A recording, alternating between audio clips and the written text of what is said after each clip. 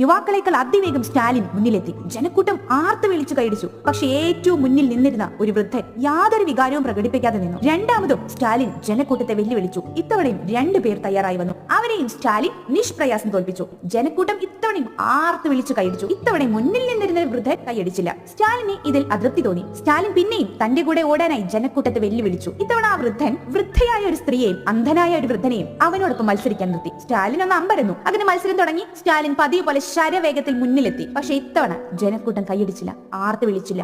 എല്ലാവരും നിശബ്ദരായി. സ്റ്റാലിൻ വൃദ്ധനോട് ചോദിച്ചു, ഞാൻ ജയിച്ചല്ലോ, എന്താ ആരും കൈയടിക്കാത്തത്? നീ ഒരു മത്സരം കൂടെ ഇവരെ വെച്ച് തന്നെ നടത്തണം. പക്ഷെ ഇത്തവണ ഒരുമിച്ച് നിങ്ങൾ ഓട്ടം പൂർത്തിയാക്കണം. സ്റ്റാലിൻ തെല്ലെന്ന് അമ്പരന്ന് വൃദ്ധയുടെയും അന്ധനായ വൃദ്ധനെയും കൈപിടിച്ച് സാവധാനം നടന്ന് ഫിനിഷിംഗ് പോയിന്റിലെത്തി. അത് കണ്ട ജനക്കൂട്ടം കൈയടിച്ച് ആർത്ത് വിളിച്ചു. ഇപ്പോൾ ആരാണ് ജയിച്ചത്? എനിക്കൊന്നും മനസ്സിലാവുന്നില്ല. നീ ഇതുവരെ ഓടിയ ഓട്ടത്തിനേക്കാൾ മികച്ച വിജയം ഈ ഓട്ടത്തിനായിരുന്നു എന്നതിന്റെ തെളിവാണ് ഈ കൂടി നിൽക്കുന്നവരുടെ സന്തോഷ